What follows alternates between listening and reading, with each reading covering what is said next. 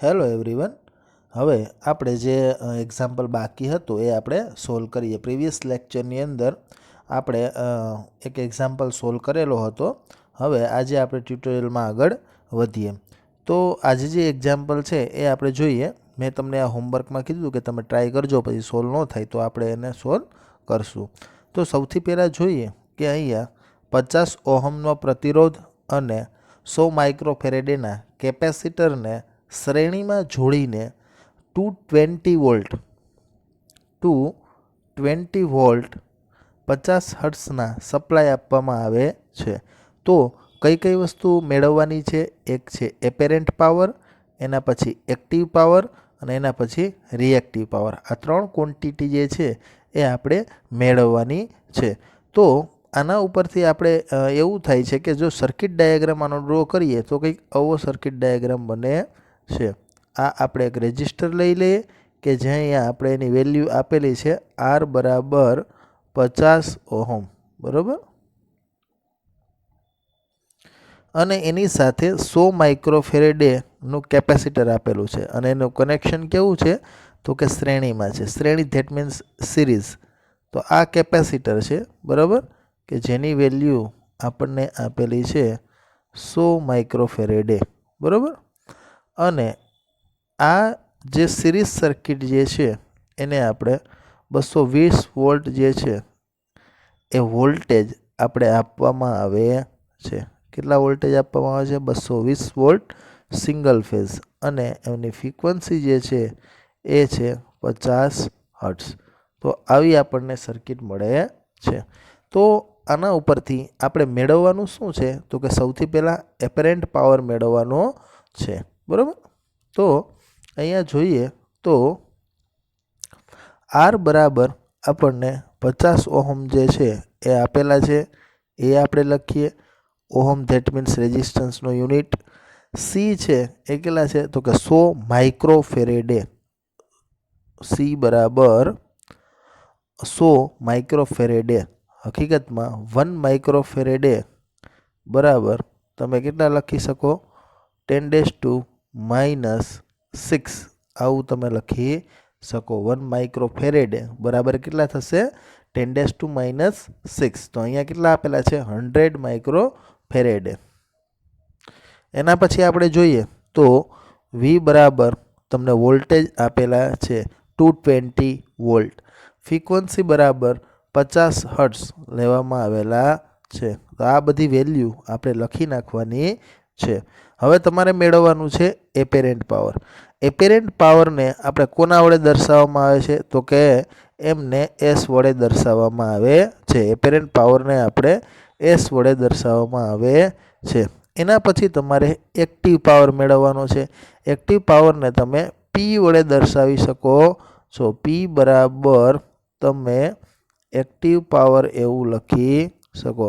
ઘણીવાર તમને એવું પૂછે કે એક્ટિવ પાવર પણ કહેવાય અથવા તો P બરાબર રિયલ પાવર પણ કહી શકાય, બરાબર. આવું પણ પૂછી શકે, બરાબર. એના પછી જે છે Q that means reactive power. ક્યુને કેના વડે દર્શાવવામાં આવે છે તો કે રિએક્ટિવ પાવર વડે દર્શાવવામાં આવે છે. ચલો, તો સૌથી પહેલાં આપણે જોઈએ કે મેળવવાનું શું છે તો કે કેપેસિટિવ રિએક્ટન્સ સૌથી પહેલાં આપણે મેળવીએ. કેપેસિટિવ રિએક્ટન્સ જે છે એને XC વડે દર્શાવવામાં આવે છે. કેપેસિટિવ રિએક્ટન્સને કોના વડે દર્શાવવામાં આવે છે તો કે XC વડે એને આપણે દર્શાવવામાં આવે છે. માની લો કે અહીંયા ઇન્ડક્ટિવ સર્કિટ હોત તો અહીંયા XCની જગ્યાએ આપણે XL લખી શકીએ અને એને આપણે શું નામ આપી શકીએ તો કે ઇન્ડક્ટિવ રિએક્ટન્સ. ઇન્ડક્ટિવ રિએક્ટન્સ એવું આપણે નામ આપી શકીએ, બરાબર. પણ અહીંયા સર્કિટ જે છે એ કેપેસિટિવ છે, તો આપણે અહીંયા કેપેસિટિવ રિએક્ટન્સ જે છે XC સૌપ્રથમ મેળવી લઈએ. XC મેળવવા માટે આ ઇક્વેશનનો આપણે ઉપયોગ કરવો. આ ઇક્વેશન કઈ રીતે મળે તો કે XC બરાબર આપણે ખબર છે કેપેસિટર જ્યારે સર્કિટમાં હોય ત્યારે એનો જે ઇન્ડક્ટિવ રિએક્ટન્સ XC બરાબર ઓમેગા સી આવું આપણે લખતા હોઈએ છીએ. અને ઓમેગા બરાબર આપણે શું લખતા હોઈએ છીએ તો કે 2πf બરાબર.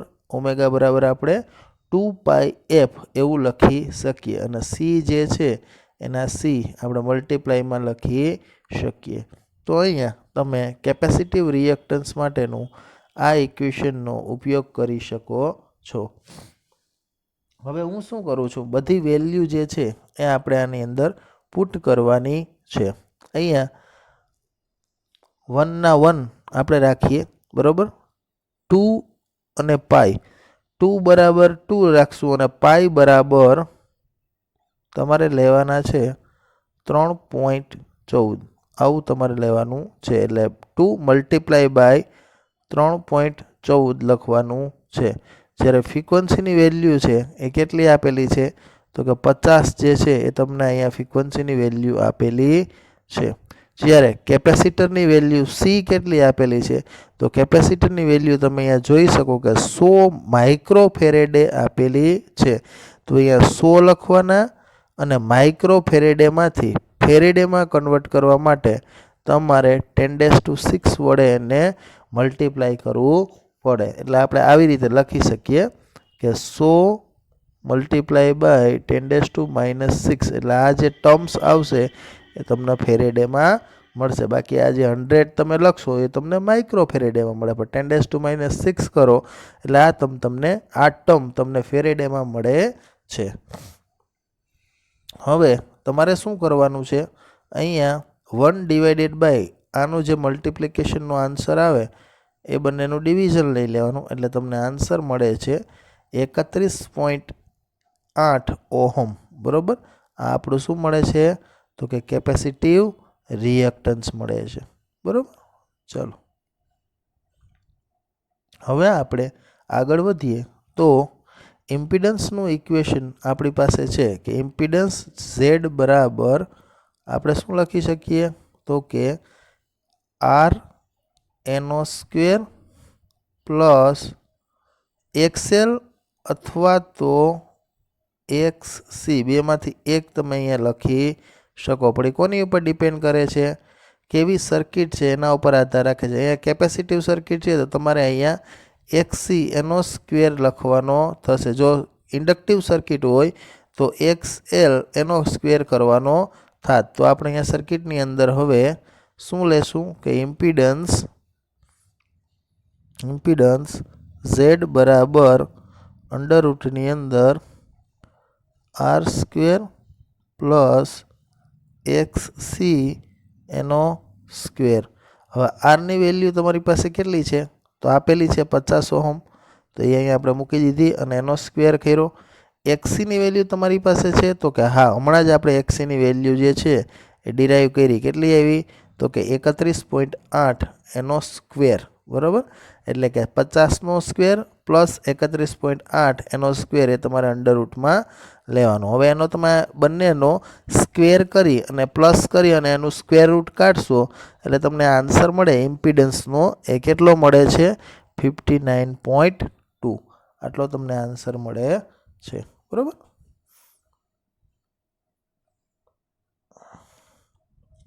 ચલો ઇમ્પિડન્સ મળી ગયા પછી હવે આપણે આગળ વધીએ તો સૌથી પહેલાં આપણે મેળવીએ આપણે કરંટ. કરંટ મેળવવા માટે કરંટનું ઓહમના નિયમ મુજબ આપણે I બરાબર V ડિવાઇડેડ બાય Z લખી શકીએ. ઘણીવાર એવો ક્વેશ્ચન થતો હોય કે કરંટ I બરાબર V/R નો લખી શકીએ, પરંતુ આપણે સર્કિટની અંદર રેઝિસ્ટર અને સાથે સાથે કેપેસિટર આ બંને હોવાથી આપણે માત્ર R લખી શકતા નથી. એટલા માટે આપણે અહીંયા Z લખવું કમ્પલસરી છે. તો કરંટ I બરાબર V ડિવાઇડેડ બાય Z, કે જ્યાં V બરાબર આપણે શું લખી શકીએ 220 વોલ્ટ અને Z બરાબર શું લખી શકીએ 59.2 આવું આપણે લખી શકીએ. તો કરંટ જે આવે છે એ કેટલો મળે છે 3.7 એમ્પિયર. આ તમને કરંટ મળે છે. હવે તમારે શું કરવાનું છે કે એપેરેન્ટ પાવર મેળવવો હોય તો એપેરેન્ટ પાવરનું ઇક્વેશન ખબર હોવી જોઈએ. એપેરેન્ટ પાવર બરાબર I² Z એવું તમે અહીંયા લખી શકો કે જ્યાં આઈની વેલ્યુ જે છે આપણે હમણાં જ મેળવી 3.7 એમ્પિયર એનો સ્ક્વેર અને ઝેડ પણ આપણે મેળવેલા છે. ઝેડ જોઈ લઈએ આપણે ઝેડની વેલ્યુ કેટલી મળે છે. ઝેડની વેલ્યુ મળે છે 59.2 બરાબર. તો અહીંયા તમારે 59.2 જે છે એ આપણે વેલ્યુ મૂકવાની છે. તો અહીંયા તમારે શું કરવાનું છે, આ ત્રણેયનો ગુણાકાર કરવાનો છે કે 3.7 મલ્ટીપ્લાય બાય 3.7 મલ્ટીપ્લાય બાય 59.2. આવું તમે કરશો એટલે તમને આન્સર મળે છે 810.4 વોલ્ટ ઇન્ટુ એમ્પિયર બરાબર. આ ખાસ યાદ રાખજો, જે યુનિટ જે છે એપેરેન્ટ પાવરનો યુનિટમાં ખાલી આપણે વોલ્ટ ઇન્ટુ એમ્પિયર લખવાના છે. શું આવશે? વોલ્ટ ઇન્ટુ એમ્પિયર બરાબર. હવે આપણે જોવાનું છે એક્ટિવ પાવર. એક્ટિવ પાવર બરાબર આપણી પાસે ઇક્વેશન છે બરાબર. એક્ટિવ પાવરનું ઇક્વેશન જે છે એ P બરાબર I² R આવું આપણે લખી શકીએ કે જ્યાં I બરાબર 3.7 એનો સ્ક્વેર કરવાનો અને R બરાબર આપણે પહેલેથી આપેલા છે 50 ઓહમ એ આપણે અહીંયા લખવાના છે. આનો જે આન્સર આવે છે આનો તમે બંનેનો ગુણાકાર કરશો એટલે આન્સર આવે છે 684.5 વોટ.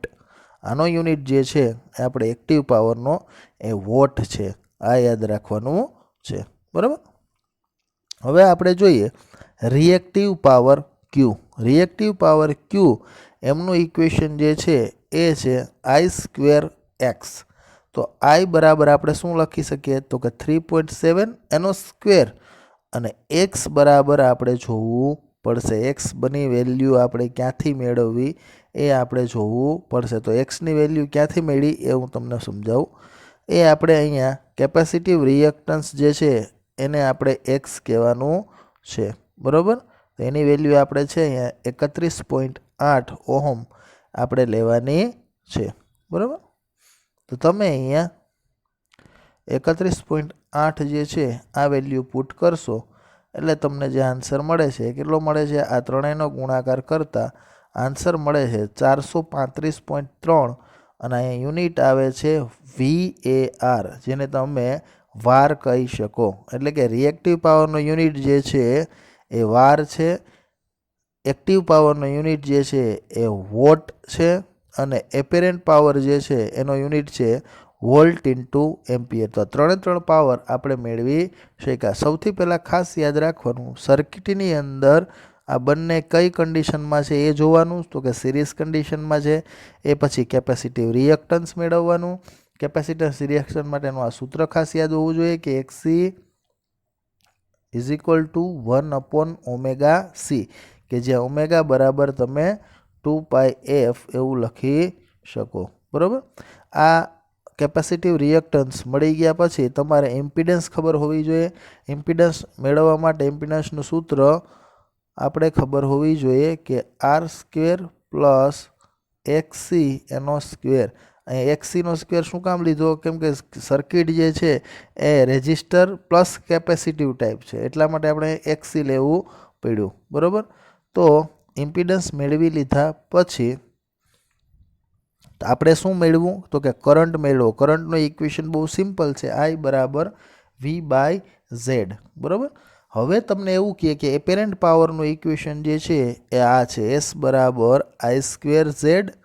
એક્ટિવ પાવરનું ઇક્વેશન છે I² R અને રિએક્ટિવ પાવરનું ઇક્વેશન જે છે I² X. ખાસ યાદ રાખજો આના યુનિટમાં જે છે તમે ભૂલ ન થાય.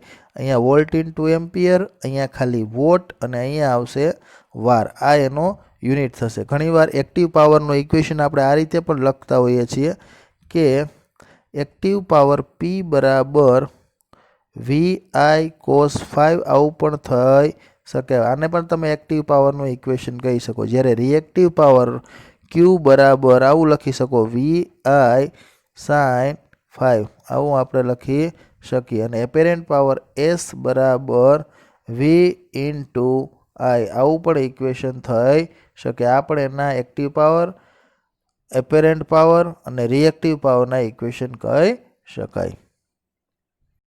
હવે એના પછીનો એક્ઝામ્પલ આપણે લઈએ તો આ બધા એક્ઝામ્પલ છે જીટીયુની એક્ઝામમાં મોસ્ટ આઈએમપી છે. 50% વેઇટેજ ઉપર બધા એક્ઝામ્પલ જે છે પૂછાય છે. એટલે એક અલગ નોટ જે છે એ એક્ઝામ્પલની તમે બનાવજો.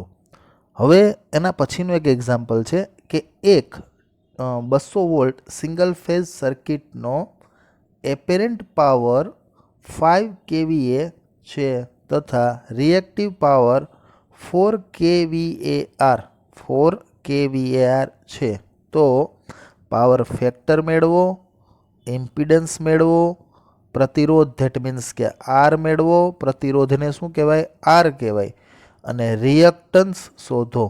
And reactance that means x, ખાલી એક્સ એટલે ધેટ મીન્સ રિએક્ટન્સ. નથી કેપેસિટિવ રિએક્ટન્સ કીધું. કેપેસિટિવ રિએક્ટન્સ હોય તો એક્સસી આવશે, ઇન્ડક્ટિવ રિએક્ટન્સ હોય તો એક્સએલ આવશે. પણ એવું કશું અહીંયા મેળવવાનું છે નહીં, માત્ર તમને રિએક્ટન્સ મેળવવાનું કીધું છે. બરાબર? તો સૌથી પહેલાં જોવું પડશે કે સર્કિટની અંદર કઈ વસ્તુ આપેલી છે. બરાબર? એક સિંગલ ફેઝ વોલ્ટેજ આપેલા કે જેની વેલ્યુ 200 વોલ્ટ છે. બરાબર? એના પછી એપેરન્ટ પાવર જે છે, એપેરન્ટ પાવર છે એ આપને આપેલો છે. એપેરન્ટ પાવર જે છે એને આપણે કોના વડે દર્શાવી શકીએ? તો કે એસ વડે એપેરન્ટ પાવરને દર્શાવી શકીએ. S that means apparent power. કયો પાવર? Apparent power. આપણે ખબર છે પાવરના 3 પ્રકાર છે. એક એક્ટિવ પાવર એટલે કે પી, બરોબર, એક રિએક્ટિવ પાવર એટલે ક્યુ. બરોબર? એવી રીતે એપેરન્ટ પાવર એટલે એસ. ચલો, બીજી વસ્તુ આપણને આપેલી છે રિએક્ટિવ પાવર એસ. તો રિએક્ટિવ પાવર જે છે એની વેલ્યુ તમને કેટલી આપેલી છે? ક્યુ બરાબર 4 kVAr. જો અહીંયા સ્મોલ આર કરેલો છે એનો મતલબ એ કે રિએક્ટિવ પાવર હોય એના માટે થઈ અને આપણે આર લગાડવો પડે છે. ખાસ યાદ રાખજો, રિએક્ટિવ પાવર હશે ત્યાં તમારે આર લગાડવો કમ્પલસરી છે. બંને પાવર જે છે એ કયા યુનિટમાં આપેલા છે? તો કે કેવીએમાં આપેલા છે. એપેરન્ટ પાવર પણ કેવીએમાં આપેલો છે, જ્યારે રિએક્ટિવ પાવર પણ કેવીએમાં આપેલો છે. ચલો, હવે સૌથી પહેલાં મેળવવાનું શું છે? Power factor. પાવર ફેક્ટરને આપણે કોના વડે દર્શાવી શકીએ? તો કે cos 5 વડે પાવર ફેક્ટરને આપણે દર્શાવી શકીએ. એ પછી આપણે ઇમ્પિડન્સ ઝેડ, ઇમ્પિડન્સ ઝેડને ઝેડ વડે દર્શાવી શકીએ, જે આપણે મેળવવાના છે.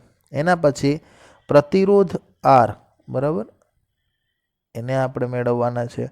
અને રિએક્ટન્સ એક્સ, એને આપણે મેળવવાના છે. આટલી વસ્તુ આપણે મેળવવાની છે. હવે સૌથી પહેલાં અહીંયા શું કર્યું છે એ આપણે જોઈએ. આ ઇક્વેશન કઈ રીતે આવ્યું એ આપણે સમજવું પડશે. S square is equal to P square plus Q square. બરાબર? S that means apparent power, P that means active power, Q that means reactive power. આ રિલેશન કઈ રીતે ફાઇન્ડ કરવો? તો એના માટે તમને પાવર ટ્રાયેંગલ ખબર હોવી જોઈએ. આ આપણો પાવર ટ્રાયેંગલ છે જે આપણે અહીંયા ડ્રો કરીએ. અહીંયા તમે નામ આપી દો એ, અહીંયા તમે નામ આપી દો બી, અને અહીંયા તમે નામ આપી દો સી. તો આ એક તમને ત્રિકોણ જે છે એ તમને જોવા મળે છે. બરાબર? હવે અહીંયા આપણે એક્ટિવ પાવર જે છે એને અહીંયા આ રીતે દર્શાવી શકીએ પી, રિએક્ટિવ પાવર જે છે એને આ રીતે દર્શાવી શકીએ ક્યુ, અને એપેરન્ટ પાવર જે છે એને દર્શાવી શકીએ એસ વડે. તો અહીંયા પી, અહીંયા ક્યુ અને અહીંયા એસ પાવર ટ્રાયેંગલમાં આપણે દર્શાવી દીધા છે. હવે તમે આમાં પાયથાગોરસના પ્રમેયનો યુઝ કરો છે તો તમને કઈ વેલ્યુ મળે છે? પાયથાગોરસનો પ્રમેય મેળવવો હોય તો આપણે ખબર છે બધાને કે એ સીનો સ્ક્વેર બરાબર શું લખી શકીએ? તો કે એ બીનો સ્ક્વેર પ્લસ બીસીનો સ્ક્વેર, આવું આપણે લખી શકીએ. તો અહીંયા તમારે શું લખી શકો? એસનો સ્ક્વેર ઇઝ ઇક્વલ ટુ પીનો સ્ક્વેર પ્લસ ક્યુનો સ્ક્વેર, આવું તમે લખી શકો, જે તમે અહીંયા જોઈ શકો છો કે એસનો સ્ક્વેર ઇઝ ઇક્વલ ટુ પીનો સ્ક્વેર પ્લસ ક્યુનો સ્ક્વેર. બરાબર. હવે આપણે જોવાનું છે આમાંથી પી સ્ક્વેરને કરતા બનાવો અહીંયા, તો પી સ્ક્વેર બરાબર શું થશે તમને, તો પી સ્ક્વેર અહીંયા રાખીએ તો ક્યુ જે છે એની પોતાની સાઈડ ચેન્જ કરીએ, આ સાઈડ લઈ લઈએ આપણે, તો શું આવશે S square minus Q square, આવું તમને ઇક્વેશન મળે છે. ઇક્વેશનમાં શું મળે તમને, S square minus Q square, આવું તમને મળે છે. બરાબર. હવે આમાંથી તમે રૂટ જે છે એમાંથી હવે તમે આપણે પી સ્ક્વેરમાંથી પી મેળવવો હોય તો સામે શું થઈ જશે, અંડર રૂટ થઈ જશે. તો પી બરાબર તમે શું લખી શકો, S square minus Q square, આવું તમે લખી શકો છો. પી બરાબર S square minus Q square, એવું તમે લખી શકો છો, કે જ્યાં એસ બરાબર આપણે શું લખી શકીએ 5 સ્ક્વેર, 5 તો કે રિએક્ટિવ પાવર જે તમને અહીંયા આપેલો છે, જ્યારે ક્યુ ધેટ મીન્સ રિએક્ટિવ પાવર એ તમને અહીંયા આપેલો છે 4 સ્ક્વેર. બરાબર.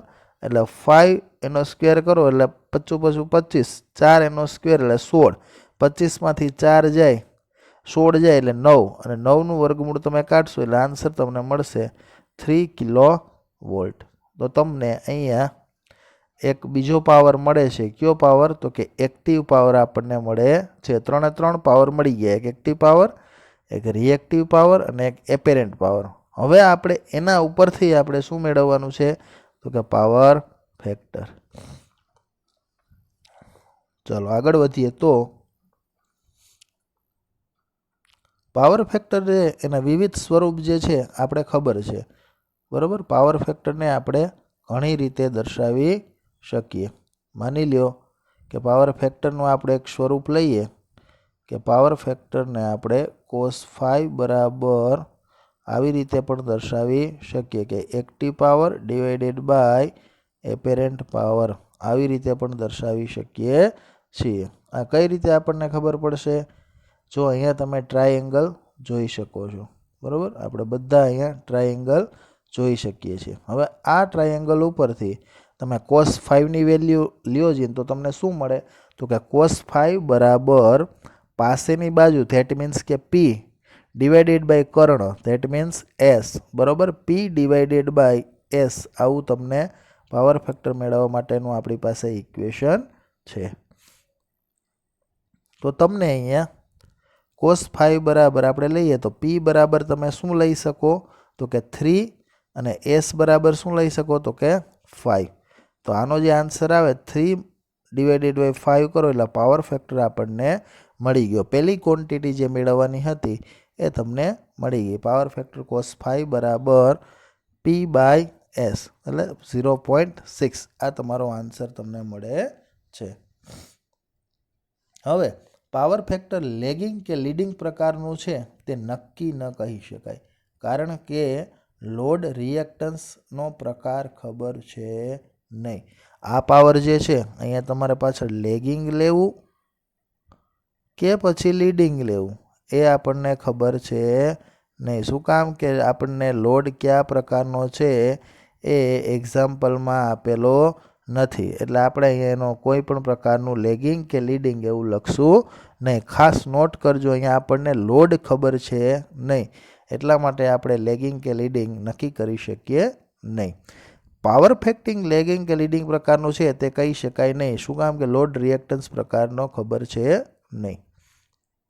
હવે આપણે અહીંયા જોઈએ આગળ કઈ વસ્તુ મેળવવાની છે. પાવર ફેક્ટર મળી ગયો, હવે તમારે મેળવવાનું છે ઇમ્પિડન્સ. બરાબર. ઇમ્પિડન્સ મેળવવા માટે આપણી પાસે એક સૂત્ર જે છે એના ઉપરથી આપણે ઇમ્પિડન્સ મેળવવાનો છે.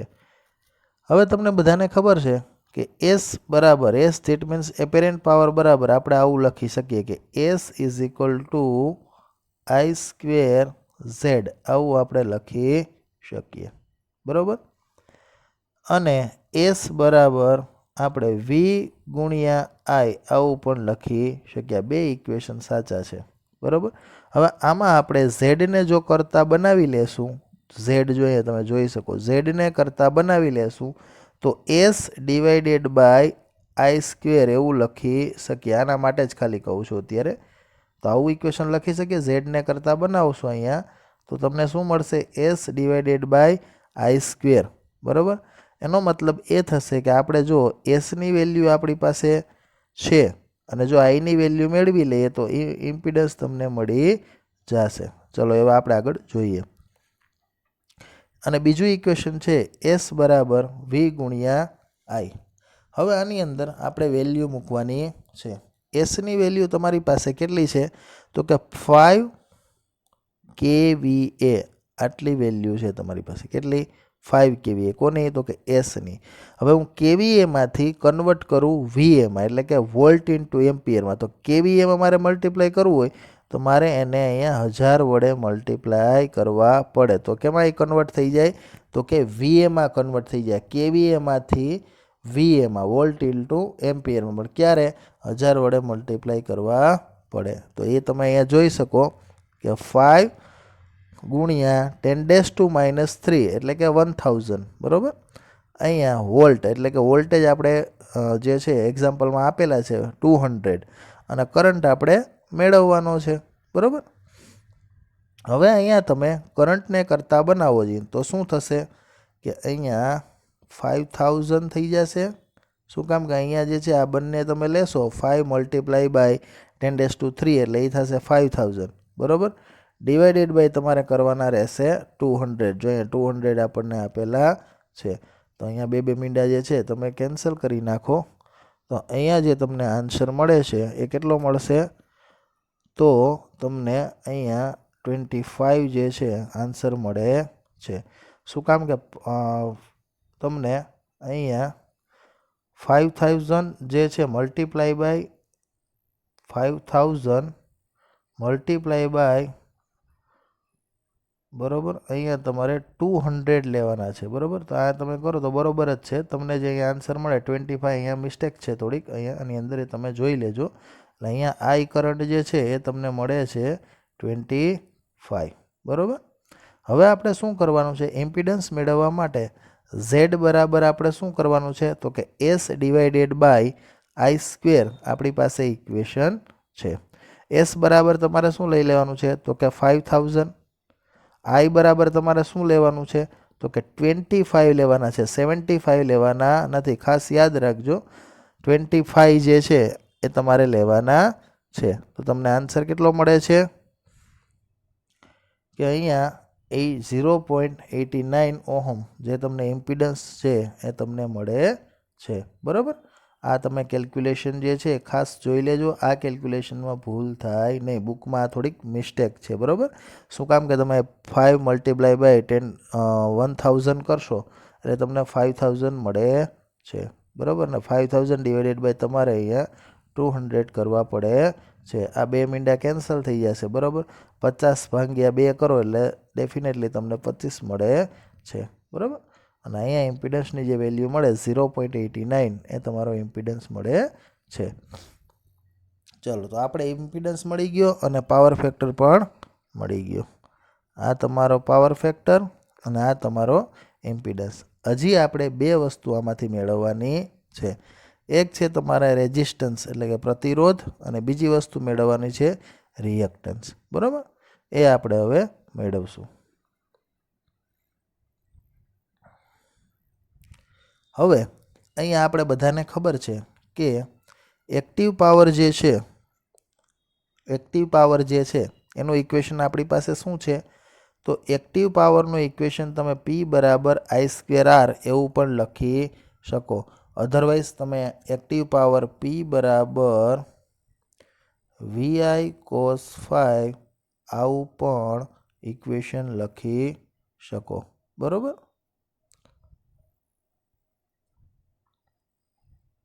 VI cos phi આવું પણ તમે ઇક્વેશન લખી શકો. હવે આમાંથી આપણે શું કરવાનું છે? પ્રતિરોધ મેળવવો હોય તો મારે રેઝિસ્ટન્સને ફરજિયાત કરતા બનાવવો પડશે, તો રેઝિસ્ટન્સને અહીંયા કરતા બનાવીશ તો શું મળશે?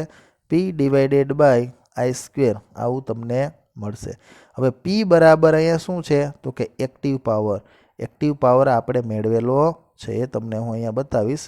કેટલો આવે છે?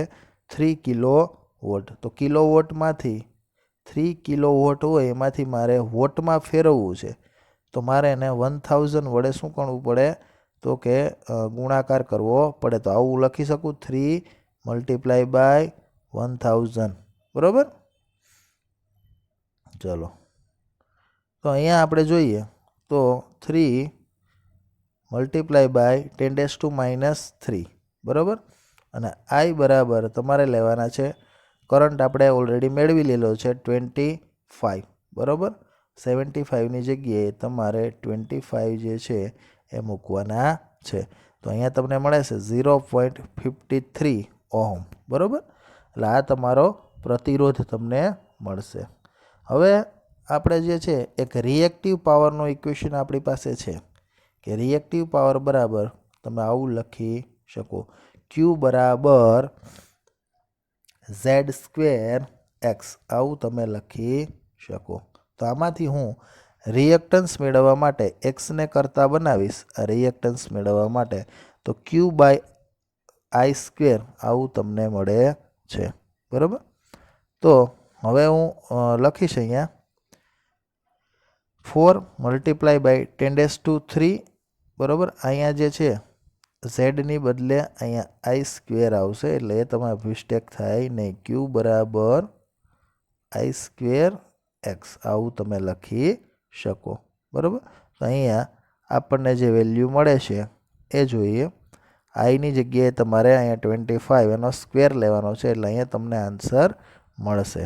તો આ જ પ્રમાણે તમે રિએક્ટન્સ જે છે એ ફાઇન્ડ કરી શકો. બરાબર? તો આ રીતે આપણે એક્ઝામ્પલની અંદર હવે આ ચેપ્ટરમાં 5th ચેપ્ટરની અંદર એક્ઝામ્પલ તમારા બધા પૂરા થઈ ગયા છે. બરાબર? આની અંદર આપણે ખાસ પાવર ફેક્ટર મેળવો, એના પછી ઇમ્પિડન્સ ઝેડ મેળવો, પછી પ્રતિરોધ મેળવો અને પછી રિએક્ટન્સ મેળવો. તો આ રીતે 4 ક્વોન્ટિટી આપણે મળી ગઈ છે. બરાબર?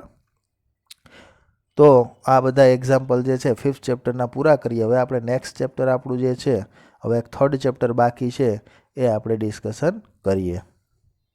હવે ચેપ્ટર નંબર જે 3 છે AC પેરેલલ સર્કિટ, આ જે છે હવે લાસ્ટ ચેપ્ટર છે આપણે, જેમાં સિરીઝ સર્કિટની અંદર આપણે શું કર્યું હતું કે એક રેઝિસ્ટર જે છે એની સાથે કોઈ એક ઇન્ડક્ટર જે છે એને આપણે સિરીઝમાં કનેક્શન કરી R અને L આવી સર્કિટ આપણે બનાવતા હતા.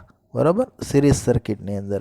અને એની અંદરથી આપણે એમનો સિંગલ ફેઝ પાવર કેટલો હતો, એની અંદરનો ઇમ્પિડન્સ કેટલો મળતો હતો, એમનો કરંટ કેટલો મળતો હતો, આ બધા જે પેરામીટર જે છે એ આપણે એની અંદર સોલ્વ કરતા હતા. હવે એસી પેરેલલ સર્કિટની અંદર આ સર્કિટ જે છે એને સોલ્વ કરવા માટેની અલગ અલગ મેથડ આપેલી છે. આ જેટલી સિરીઝ સર્કિટ જેટલી સહેલી હતી એવી જ રીતે આમાં કોઈ સિમ્પલ જે છે તમે કોઈ સર્કિટને સોલ્વ કરી શકતા નથી. આ એસી પેરેલલ સર્કિટની અંદર તમને અલગ અલગ મેથડ જે છે આપેલી છે. બરાબર? અને આ મેથડ આપણે એપ્લાય કરી અને આપણે સર્કિટને સોલ્વ કરવાની છે.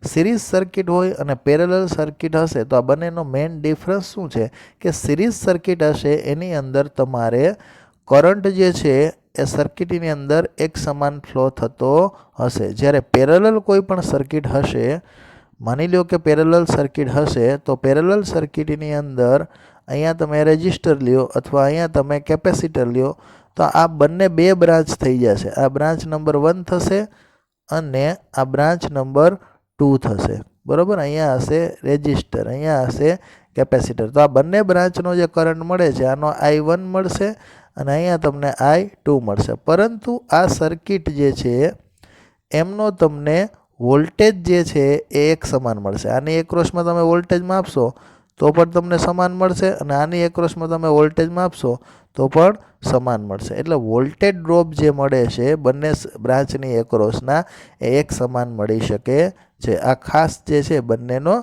ડિફરન્સ છે. હવે આપણે જોઈએ પરિચયની વાત કરીએ તો ફર્સ્ટ યુનિટ જે છે એસી ફંડામેન્ટલ હતું કે જેની અંદર આપણે વોલ્ટેજ, કરંટ, ફ્રીક્વન્સી, બરોબર, form factor, peak factor, RMS value, average value આ બધા વિશે ડિસ્કશન કર્યું હતું. એ પછી યુનિટ 2ની અંદર સિરીઝ સર્કિટ જે છે કેવી રીતે ઉકેલી શકાય એનો આપણે અભ્યાસ કર્યો. ધેટ મીન્સ કે આરએલ સર્કિટ બનાવતા, આરસી સર્કિટ બનાવતા, પછી આરએલસી સિરીઝ સર્કિટ બનાવતા, પછી આરએલસી સિરીઝ રિઝોનન્સ કન્ડિશન ક્યારે ક્રિએટ થતી એ આપણે ડિસ્કશન કરી હતી. હવે આ ચેપ્ટરની અંદર આપણે એસી પેરેલલ સર્કિટ જે છે એ સિરીઝ સર્કિટ જેટલી જ કેવી છે, મહત્ત્વની છે. બરાબર. જો કે પેરેલલ સર્કિટને ઉકેલવા માટે આપણે મેં કીધું એમ સહેલી નથી, એની અંદર અલગ અલગ મેથડ જે છે એ આપણે એપ્લાય કરવી પડશે. એ પછી આપણે એનું સોલ્યુશન કરી શકશું. પેરેલલ સર્કિટ કેવી રીતે ઉકેલી શકાય એનો અભ્યાસ પણ આની અંદર આપણે કરવાનો છે. અને ખાસ વસ્તુ રેઝોનન્સ કન્ડિશન, કે જેમ આપણે સિરીઝ રેઝોનન્સ કન્ડિશન ભણી ગયા હતા એ જ રીતે આની અંદર આપણે પેરેલલ રેઝોનન્સ કન્ડિશન જે છે એ ડિસ્કશન કરીશું. તો આ પરિચયની જો વાત કરીએ તો હવે આગળ જોઈએ એસી પેરેલલ સર્કિટ ઉકેલવાની રીત. હવે તમને જીટીયુની એક્ઝામની અંદર આ મેથડ જે છે ખાસ પૂછાય છે કે કોઈ એક પેરેલલ સર્કિટ છે એમાંને તમારે અલગ અલગ મેથડ આપી દીધેલી હોય, એ તમારે કઈ રીતે કઈ મેથડ એપ્લાય કરી પેરેલલ સર્કિટ જે છે એને સોલ્વ કરવી, એવી રીતે ક્વેશ્ચન પૂછાઈ શકે. તો સામાન્ય રીતે કોઈ પણ પેરેલલ સર્કિટ છે એને ઉકેલવા માટેની આપણી પાસે 3 મેથડ જે છે, બરાબર. એમાંની એક મેથડ જે છે એક વેક્ટર મેથડ અથવા તો ફેઝરની મેથડ કહેવાય. ફર્સ્ટ જે છે મેથડ એક વેક્ટરની અથવા તો ફેઝરની, કોઈ પણ રીતે પૂછીએ કે એક્ઝામમાં એવું પૂછે કે એસી પેરેલલ સર્કિટને ઉકેલવા વેક્ટર મેથડથી ઉકેલો અથવા તો એસી પેરેલલ સર્કિટને તમે ફેઝરની મેથડ યુઝ કરી અને ઉકેલો, તો આ આપણે ખબર હોવું જોઈએ. ખાસ આ વેક્ટર મેથડ પણ કહેવાય અને ફેઝર મેથડ પણ કહેવાય. એના પછી આપણે સેકન્ડ મેથડ જે છે એને તમે એડમિટન્સની રીત એવું કહી શકો.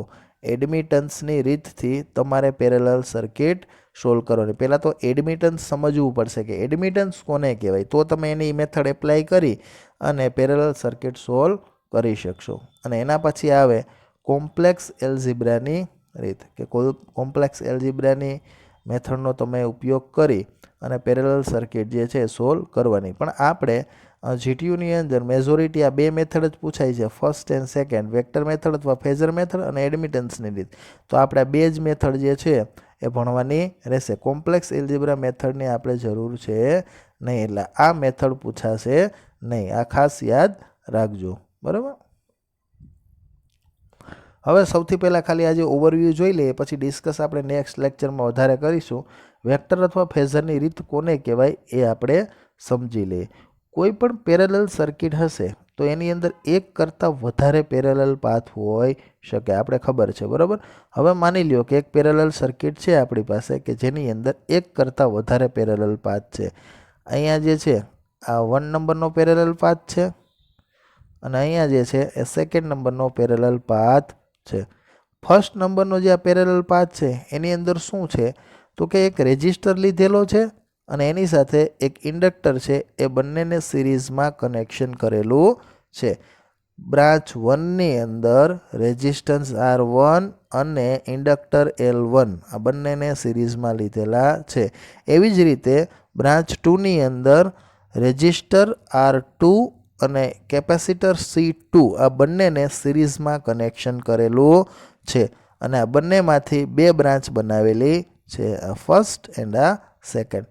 હવે સ્વાભાવિક છે કે જો 2 બ્રાન્ચ હોય અને એને આપણે વોલ્ટેજ સપ્લાય આપીએ તો આ બ્રાન્ચ જે છે એને વોલ્ટેજમાં એની એક્રોસ જે વોલ્ટેજ મળશે એટલા જ વોલ્ટેજ આ બ્રાન્ચની એક્રોસમાં તમને મળે. પેરેલલ સર્કિટનો નિયમ છે. સિરીઝ સર્કિટ હશે તો એમાં તમને કરંટ એક સમાન જોવા મળે છે, બરાબર. હવે અહીંયા આ બ્રાન્ચનો કરંટ જે છે ને I1 નામ આપી દો અને આ બ્રાન્ચનો કરંટ જે છે એને તમે I2 એવું નામ આપી શકો, બરાબર. હવે જે આ ડાયાગ્રામ જે છે એ આપણે નેક્સ્ટ લેક્ચરની અંદર વ્યવસ્થિત સમજવાનો છે, બરાબર. પણ આ એક પેરેલલ સર્કિટ જે છે કઈ રીતે હોય છે એનો તમે ખાલી ઓવરવ્યૂ અહીંયા જોઈ શકો છો, બરાબર. અહીંયા જોઈ લઈએ આપણે કે આકૃતિ 3.1માં એક પેરેલલ સર્કિટ દર્શાવવામાં આવેલ છે કે જેની અંદર શું આપેલું છે, કેટલી બ્રાન્ચ છે તો કે 2 બ્રાન્ચ, એક 1 એન્ડ અહીંયા 2. હવે સમાંતર સર્કિટ માટે પેરેલલ એટલે કે સમાંતર સર્કિટ માટે બંને બ્રાન્ચને એક જ વોલ્ટેજ V મળે છે. બે બ્રાન્ચને કેવા વોલ્ટેજ મળે છે તો કે એક સમાન વોલ્ટેજ મળે છે. પ્રથમ બ્રાન્ચના પ્રતિરોધ R1ની સિરીઝમાં આપણે ઇન્ડક્ટર L1 જોડેલ છે, બરાબર. જ્યારે બીજી બ્રાન્ચમાં R2ની સિરીઝમાં C2 જોડવામાં આવેલું છે અને સપ્લાયમાંથી આપણે કરંટ આપવામાં આવે છે, જે કરંટ બે ભાગમાં વેચાય છે, એક I1 અને એક I2. જે તમે જોઈ શકો આ કરંટ જે છે અહીંયાથી ફ્લો થાય એટલે બે બ્રાન્ચમાં ફ્લો થાય, એક અહીંયા I2 અને નીચેની બ્રાન્ચને 1 નંબર આપો તો I1, બરાબર. આ રીતે આપણે ફ્લો થાય છે.